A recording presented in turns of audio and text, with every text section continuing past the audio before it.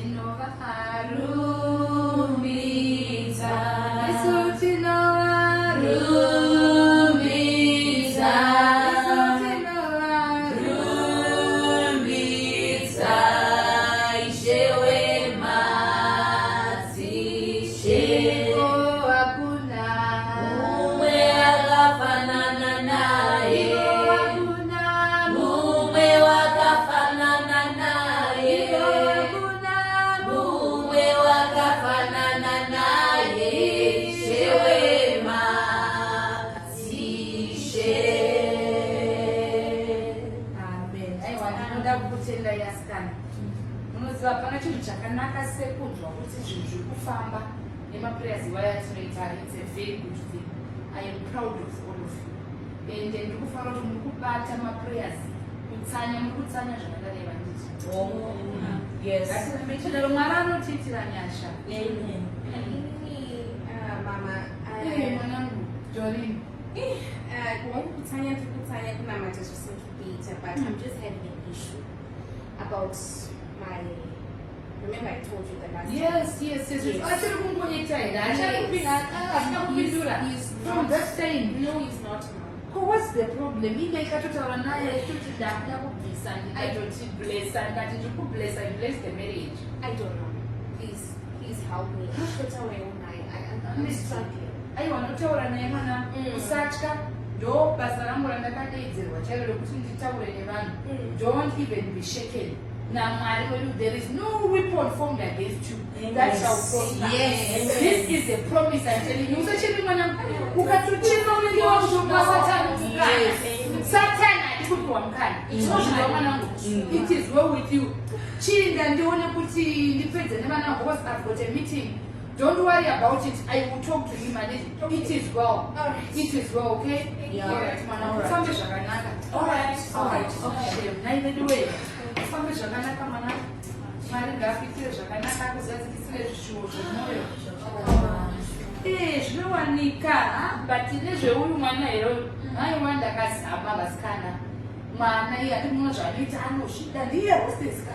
Hanzi haana chaanoita munoona zvakaita even nzara miromo zvachoona munoti pane varume vanoda unozana kana chero wakadzidza hanzi akaenda kumba kwamurume wacho ndiye murume wanatichida kuti uzo akuwanei iwe wagarisa kuchechi usingamurume. Mama, inini zvangu zvakutoita makashora banda tone 39 years kana una mutombo ndionawo kana because kana even in the spiritual realm the Lord spoke to me that man ndiye wako chaiko. Mama musadaro Ndikutaura ndiye wako chaiko. Ndakazviona spiritual kungoti handisati ndakwanisa kutaura asi Mwari vakatotaura kuti mama ndingafare uyu mama anonyanya kuti unoona zvatachero kuchecha chinonoka kuuya kuti tione ameno zvaanongoita. zvino zvake kenyu ndindakutotora murume notota take over. Aiwa, all you need to do wakangosida chete. I think ukangosida like last month my monthly subscription handina kuona zita rako muzvebo. Mama, hatipani nyaya yangu yetiketi randakabhadhara rekuDubai. Saka manje neCovid ndo zvakabva zvakanganisika. Ndichakwanisika. But vanokurefund vakaungondipa mari yacho havarefandi. Manje kurefund mama vatomborefund. Saka totongomira kuti tozokwanisa kunzi tibire. Zvamauto nemakutoita tinenge takutoti mirei toona kuti zvinofamba sei. Inini ndozongogarisisa nyaya yacho afterwards. Alright mwanangu. Zvawangotaura ndingonzwa newe. Zveshuwa mama. Nhasi counseling yanga too tight schedule kungona ndiyachifamba zvakanaka. Ndinotaura newe asi Mwari ngaakutire zvakanaka. May the grace of God be upon you.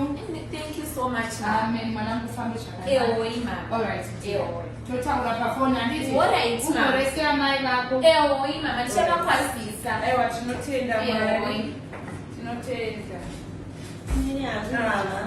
Unozviona zvavanoita vana vacho akapromotwa musinono yakapiwa mari. Ndo zvanenditaura zvokuti vanhu ngavabvise chegumi, vanhu ngavadai kana murume wacho anokwana sei kana kunofanira kusika kuti prayer yako inyatsosvika. But unoona kuti vana vacho havanzwisise kuti there is so much power in seeding.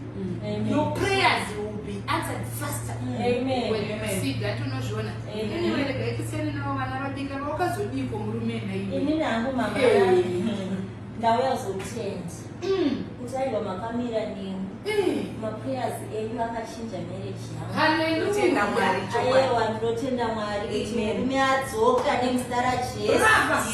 Aiwa ndatiuye mutende kuna mai vechechi. Hallelujah. Aiwa minamato yakashanda. Baba vakadzoka here. Aiwa baba vakadzoka kana Mwari vakutumira. Sika torobo. Aiwa ndinotenda. Hey. It is well. Rasate ta rabo sakate. Amen. Retete ri kato. Amen. Kato. It is well. Amen. It is well. Amen. Mwari watuna mata ine atisiye. Amen. And the Bible kana mochitira shoko rakati submit. Zvandakakutaura izvozvo. Keep submitting to your husband. Ndizvozvo munhu waMwari. It is well. Thank It you. is well with you. Aiwa, this time nothing is going to shake that marriage. Yes. I seal it. Amen. And I bind it. Amen. By the power invested in me. Amen. By the blood of Jesus. Aiwa ndikufara. Amen. Amen. Aiwa, it is well mwana mundafara. Ndikadya zvakadaro ndinonzwa mani kunyuka. Ndina mwana muchechi wangu anofana kurangwa nemurume. Amen. Hazviite. Chirega ndichipedzisa chimhanya ndichipedza nasista Mary. Ndakati ndingopawo chegumi. Chokwadi. Auonika.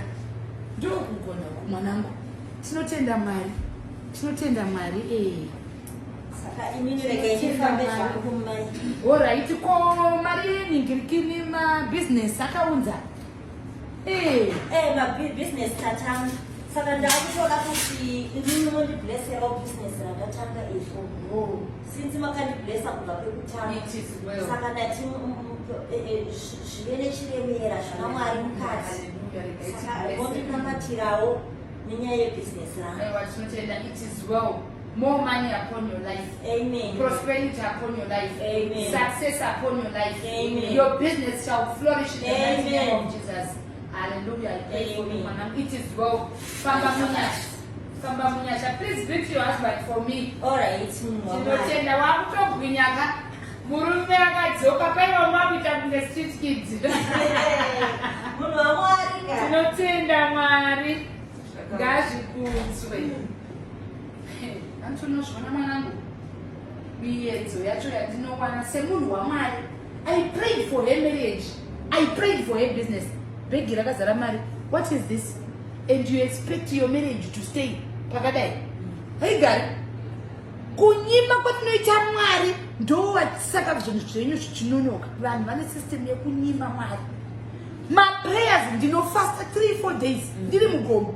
Kufasira munhu kuti auya achindipa mari, kusida, kumhura Mwari, kutuka mouthpiece. Rakashotote. Vamwe pacho vanenge vasina. Rikatabasotoro. Ka.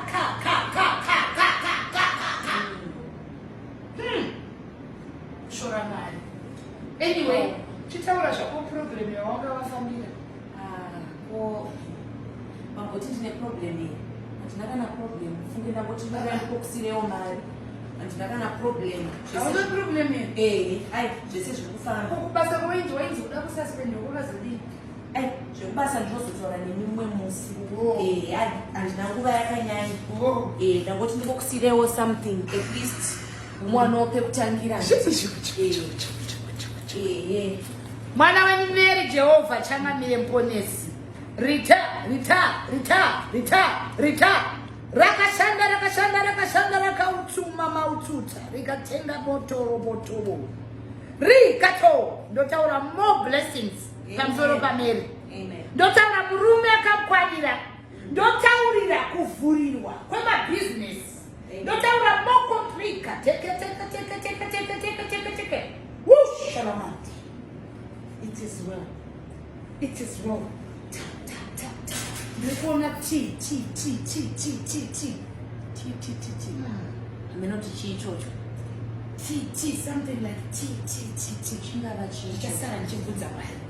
Mwari vane zvavakuda kutaura mwanangu. It is well. It's okay. Thank you so much, mwanangu. Alright. Sare zvakanaka. Thank you so much, man. What are you eating? Okay. Ta ta ta, re te re bo sa te te. Ri ta ta te te te te.